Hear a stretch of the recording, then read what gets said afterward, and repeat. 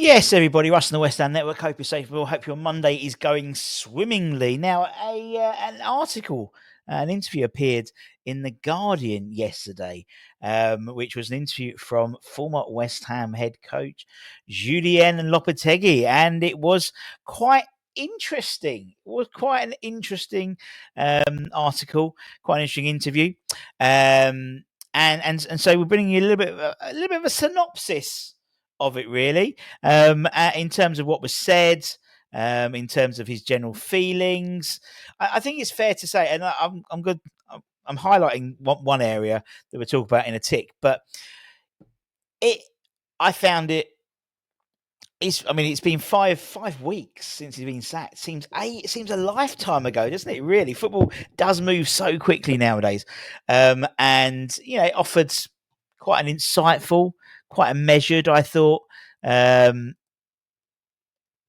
sometimes quite emotional, I think, reaction to his sort of quite abrupt ending at West Ham. And, after 5 weeks, he seems to have processed the experience, but you can tell there's still disappointment remains and there's still some animosity, particularly inside, and I thought.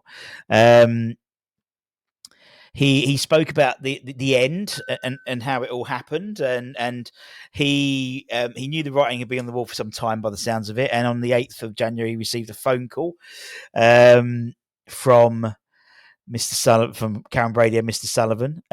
He recalls taking sort of 3 training sessions, fully aware his tenure was over, really. So, but he claimed that he wanted to, despite the fact he knew the writing was on the wall, he wanted to continue working, with dignity and showing what he calls responsibility. Even as conversations about his replacement were happening quite openly by the sounds of it, and the toxicity really between himself and probably Tim was clearly evident. And obviously Tim was also dismissed, a couple of weeks later as well.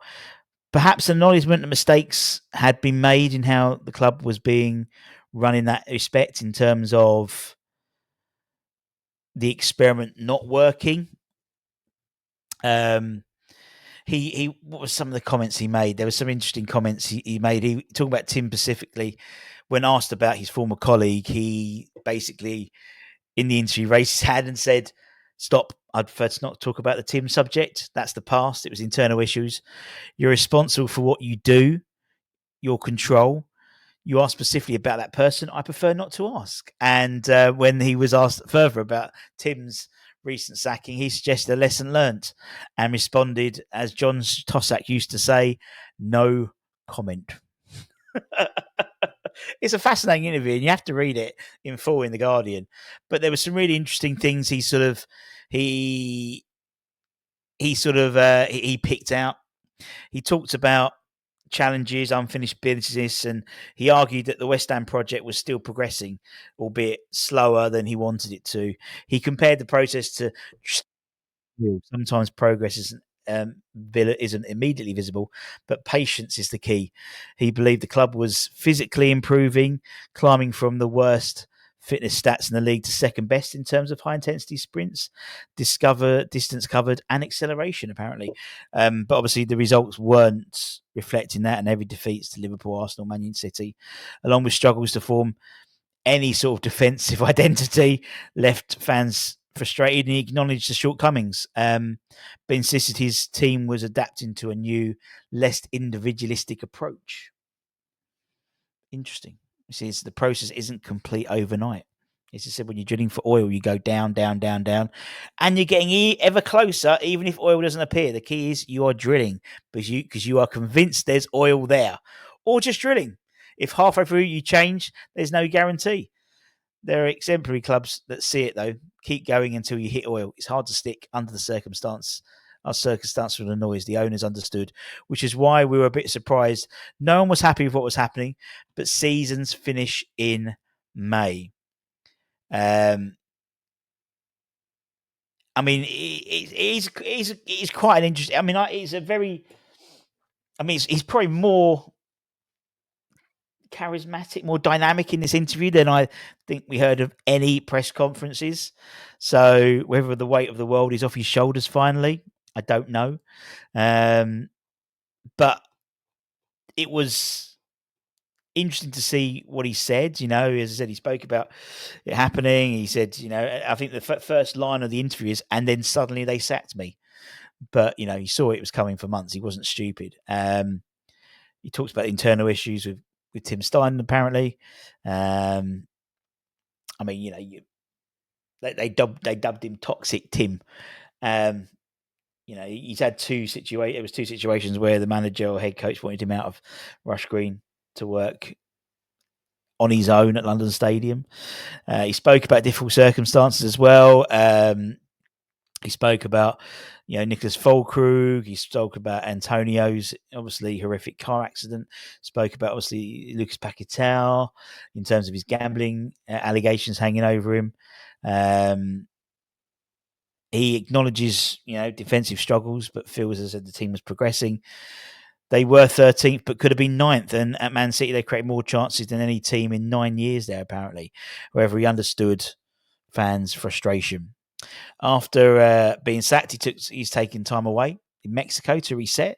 He says being fired is part of day-to-day of being a coach. He goes, you're not a coach until you've been sacked twice. Well, he's a bloody good coach then.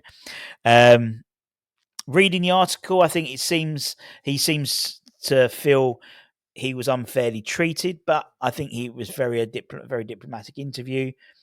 He saw project as a long-term process, wherever saw failure, and using the experience to move forward. But it's a fascinating interview if you read it. It's not massively long, but I think there's definitely an undercurrent of frustration there. I think that's fair enough. I can understand that totally, and it does seem that this relationship wasn't as fruitful, I think, behind the scenes as some. Well, it wasn't fruitful really at all. But you know what I mean? There was, I think, a lot more behind the scenes that we didn't know about. Tim hasn't really spoken out much either. I wouldn't be surprised if there was some sort of NDA as part of his settlement, same as Julien, and maybe this has been okayed as part of the NDA. I don't know. I don't think they've got an NDA, but I'm just assuming. Anyway, read the article for yourself. Give me your opinions below. I think he comes across sense of dignity.